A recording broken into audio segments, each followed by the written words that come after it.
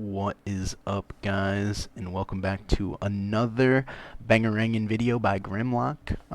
Today we're going to be doing a 3v3 breakdown video of my Elemental Shaman Rogue team, and I hope you guys enjoy it. If you do enjoy it, please feel free to leave a comment down below asking for any future content. Also, like, subscribe. I love hearing from you guys, so without further ado, I hope you enjoy the video, and I'll see you soon. Alrighty, guys, so as I said before, this is my Ellie Rogue team versus LSD. Now this is really interesting match. You'll see early on here we call that we're going to go the Resto Druid majority of the game because Ellie and Demo Lock are pretty tanky, and if you can catch a Resto Druid without hots, it's pretty lights out. So I'll just show you how the beginning of this goes here. The first go should just be on Druid. Okay. So the call there, just go on Druid on our first go, right as soon as he gets out of stealth. So you'll see here. Yeah. Actually, I agree. I'm gonna save damage as much as possible. Soft go on. On Ellie, I think we sap lock, go Ellie, and then when Druid opens, we just immediately. So I call the sap the lock, and we go Ellie early on, but I'm not sure if we get the sap in the lock. Here we go. Let's see. Okay. Yeah. Perfect. If he pre-hots himself, let's give it time. Yeah, he is. Yep. Only a regrowth. Yeah, just one. I'm a sap that guy for a sec. Yeah, you already aura mastered. That's weird. I'm a sap block. Yeah. So he does get the sap there. I noticed that this Elemental Shaman for some reason uses Spirit Walker's Grace and Aura Mastery here in the opener. We just sap it and just wait, so that's kind of lucky for us. Yeah, huge. Kill Earth Grab. Just gonna open here. Yo, Druid open. So Druid opens here, full hots on the Elemental. It's because my Rogue opened, but my Rogue gets Thunderstormed. Yep. I call that the Druid opens, and the Druid has no hots. Really? Yep. I jump in here, and I have full cooldown, so I immediately Primordial Wave. Yo, I have big damage for Druid, honestly. Yep. I'm trying to get there. Oh my. He gets the kidney shot off, which is huge. He has no hots, and I have full burst. My God, I have right so now. much damage for him. He's dead. There's no way. See, we instantly get him low as can be, and he has to Trinket Trank, which is awesome, because if he doesn't Trinket Trank there, he just dies 100-0 for sure. I also noticed this Shaman gets the Stormkeeper cast off, and I see that he has Sky Fury out, so I immediately press Grounding here. I love that ability. Alright, we just live. Trinket Grounding. Ground. Stun that. I grounded the entire Shaman's burst. So I grounded literally every single Lightning Bolt from that Stormkeeper there, which is probably one of the only reasons I actually lived there. That's disgusting. And so I accidentally still go in here, even though the call is to actually go out, so you'll see in a second I catch my mistake. That's Tyrant. Oh. You're Yeah, I'm in here. Holy shit, I'm out. We outie. You can see the amount of lock pets on me, so luckily I'm playing Earth Grab and Capstone this game, just so I can peel the Demo Locks off me. You'll see in here. He dies though. Lock He pets. dies. Trust me. Druid does, yeah. I need. We just have to, basically our entire goal here is just to live until our next go, which is like, 10 seconds, 20 seconds from now. And the Druid has no Trinket, and we just kill the Druid 100-0. Oh, this is scary as fuck. Alright, he's. So I root the pets there. My priest also fears the pets. He probably didn't need to fear the pets, but that's okay. But yeah, we root the pets here. I'm lining the Tyrant, and then I'm about to capstone the pets. Fuck, I'm gonna 3-1. capstone all these. Capstone the whole pets here. Okay.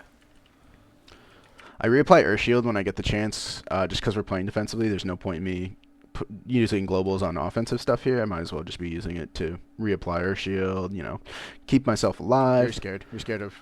So I get barriered here, you'll Shaman. see. Don't I worry. sit in the dome. The nice part about our positioning here is the Druid is actually lining his lock pretty hard, so Alex kind of 1v2ing, I guess you could say, the lock and the Shaman while the Druid sits out in the open here. And the Druid gets forced to walk slightly around that corner. So you can see they're kind of lining their healer here. And the Druid travel forms and then uses the Wild Leap thing. So he's able to actually leap towards the Shaman here to get back in line. And so we call that we're going to kill the Druid and go here. But you'll see the reason why I'm pathing myself this way is to pull the lock as far line of sight as the Druid as possible this entire time. And by doing this on our go, it makes it so that the lock can't peel the Druid at all. So you'll see here. Yeah, when you can. Right here, he gets the kidney. I have Primordial Wave and Sky Fury up. Yeah, I have big Primordial damage for Wave. him. Sky Fury, get the full kidney. He has one hot, which is a regrowth, and you'll see the lock is completely on sighting him right now, as well as the Shaman because they're trying to chase the kill. Yeah, there he has no peels either. And we just 100 to owe him here. There you go. He just dies. You can see the lock. The second he gets back in line of sight, starts spam casting Fears on Alec, which was a great idea. But the problem is you know, Druid was dead either way. Alec has full cooldowns here. And by playing the way we did here, we were able to save our cooldowns massively. Like, we still had 2 pain sups. We had life swap. We had cloak, double vanish. We still had blind. So technically on this go, if we wanted to be double safe, could have probably blinded the warlock here. The only thing is if you're using blind offensively like that, if they happen to live that go for some reason, which they shouldn't have, which they didn't, but if they happen to live that go for some reason, then we're out of our blind, and we almost have to go the druid, or we have to kidney the druid, cheap shot bolt DPS, and I have to hex off kind of thing, in order to get a good CC chain going on the druid for our comp, because I can't just spam polys like a mage would. So now we're going to go over what they could have done better on our goes in order to prevent our damage and possibly even won the game for themselves. So, you know, there's a two-way street to everything, so I'm going to show you guys what they could have done better. Alright, so right out the gate here, as you guys saw before, basically what happens is we get the sap off on the Demonology Warlock, we open on the Elemental Shaman. The Elemental Shaman, for some reason, pops his Ore Mastery right here. That's actually kind of a pretty big deal, but not massive, but it's okay.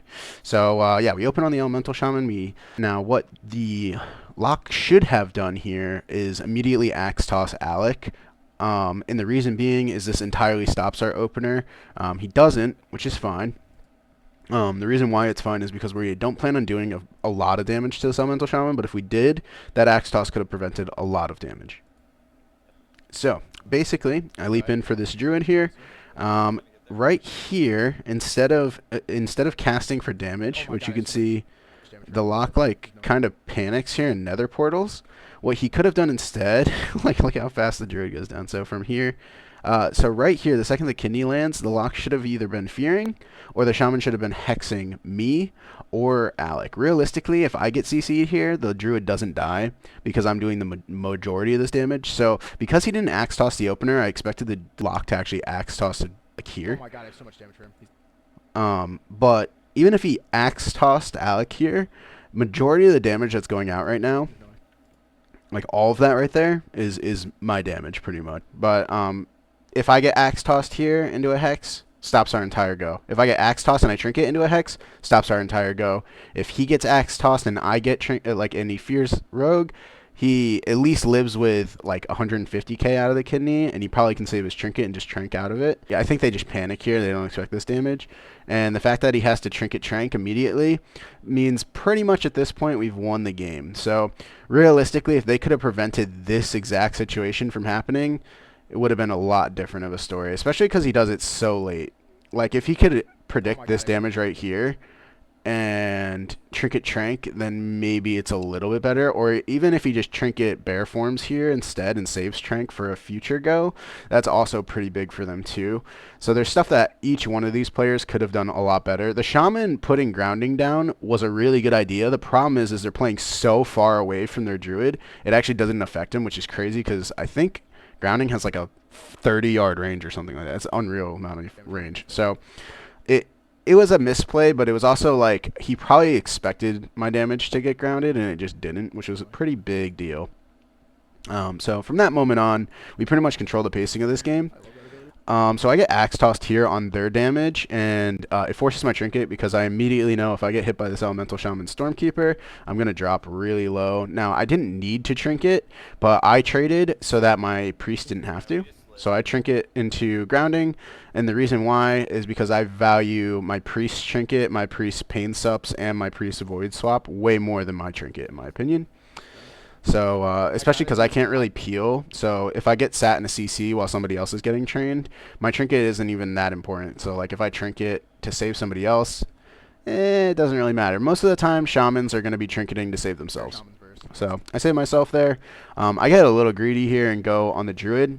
Something that they could have done here is, because I walk in so far, you'll see I turn around here in a second. right here, my priest is pretty out in the open. If he gets like earth grabbed into a cap stun, or if he gets shadow furied into a fear here, we're definitely you're forcing his trinket, because I'm super low and I have no defensives left. I have 3 seconds left on my wall. So if they get any form of CC on my priest here, it's a really, really big game changer for us, and we start to use cooldowns, which is really scary. So you can see I actually popped my Ore Mastery here. And when I pop my Aura Mastery, I'm in here. I don't know what this spell locked. He must have spell locked my priest, but he must have missed or something, because it didn't go off, or he spell locked into my Aura Mastery. So there's that too. But either way, we're so far ahead in cooldowns now at this point. That basically they have nothing. If you look at the druid over here, they don't have NS, they only have Iron Bark, they don't have Bark Skin, and he doesn't have a trinket, so that's like a setup for disaster. We know he doesn't have Trank either, but they do have some things to peel, like the Warlock has a Aura Mastery and Shadow Fury, which is huge for them, because that's like a guaranteed AoE stun for them. So here we go. As we move on here, this is pretty bad right here. This is actually kind of scary for us. The only reason it's scary though is because we're not pressing buttons. So you'll see Nathan presses his barrier here, and the second we get the barrier out there, I know we're good. He does go for a clone here, and I think it fails because Nathan's actually too far away. I think he actually walked just far enough out of distance of that. He starts to walk in, and then I think he starts to get scared, like, oh shoot, like my Incarn is dropping. So he goes to push in to hopefully be in line of his team, and they keep following me around this pillar. If you're ever getting trained by things, just try to stay line of sight of their healer as much as possible, and it'll force them defensive eventually. So basically, that's what we're doing. We get our kidney off. It's a full kidney. They have no trinket, nothing. And realistically, what could have happened here instead is when the druid leaps in, right here, instead of leaping around this pillar, if he leaps towards his team this way, when we get the kidney off, his lock immediately is in line of sight and doesn't have to like walk around a corner to spam fear. So like right here, you can see the lock is all the way over here, and what this forces the lock to do is he has to walk. He's walking, and by the time he's at 100k health, he starts to finally get his fear casts off. So realistically, like 300k of this guy's health just disappears because the lock's not in line of sight of the healer here. Now what could have happened instead, like I said, is if the healer leaps all the way here where my mouse cursor is, instead the lock is immediately in line of sight. He can get a 3-man Shadow Fury. He can also fear my rogue. He can also fear me. Now the thing is I have Tremor, 1. Alec has Cloak and Vanish and Trinket. So realistically, if any of that happens, we have the answers to it to complete our go. The problem is it like stutters our go, so it may not be as smooth as it happened to be. Because like right here, this is like ideal. Every single global is just perfect. Like we just 100 to this guy like it's nothing, like butter. Whereas if I'm getting stunned on this, and then I get feared on this, and then Alec gets feared on this, or I get hexed, like all of that plays a part into why this druid just dies. Because if it breaks up like individual globals, because he literally dies in like 5 seconds. If he lives for 2 more seconds of that, he might actually be able to get out of that and top himself. Who knows? I mean, if he gets bear form, that's a huge thing too. But there was really no reason for this druid to leap in here. You can see his team is pretty much full health. Realistically, the druid should have just stayed back, stayed max range, and been fine. But because he decided to leap in, we capitalize on that, and we just have a massive go on him here. So there is a lot that they could have been doing better here. Like I said, they have Shadow Fury, they have Hex. Druid did not need to leap this direction. If anything, he should have leaped the other direction, because he just completely lined himself from his team, which is probably just a massive lack of communication on their side. I know a lot of times teams are pugging in threes. If you're pugging, please join a Discord with people, because if you're not, you're actually like semi-throwing at a certain MMR, because you really need to communicate with your team what's going on. If you're not, like I said, man, you're just like kind of pseudo-throwing. But either way, we kill the druid there, and honestly, I have no fear of dying at all this whole time, even though I'm like half health here, and they're like probably like, oh, he can kill. Nathan just used a pain sup on me after the druid died, but even before that, he could have pain supped, he could have life swapped me, he could have done so many things to peel for me there that it really didn't even matter. So at the end of the day, they made a bunch of crucial errors in peeling in the opener, and that led to us literally just globaling the druid a couple of seconds later. I hope you guys enjoyed today's Elemental Shaman breakdown for my Elemental Shaman Rogue team. I plan on putting out some more content as soon as possible. I'm really trying to get it down so that I can actually make 2 videos a week. It would be ideal for you guys because, like, my content isn't the best, I guess you could say. I really enjoy making this type of content, though. And realistically, I just don't have a lot of time to make this content. But somewhat of that is an excuse. So realistically, I'm going to try to put out as much content for you guys as possible. I hope you enjoyed this video. And please, if you enjoyed it, like, subscribe, comment below with any suggestions.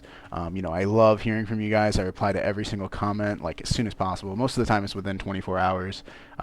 Most of the time, if I'm not sleeping or if I'm not working, I'm responding to either a comment or, I'm on YouTube. So please feel free to leave a comment below. I enjoy hearing your guys' feedback, and I hope to hear from you guys soon. But I'll see you guys again. Peace. Oh. I still have big damage, actually. Yeah, me too. Run up targets, it's fine. Okay. Chris can die. Got him.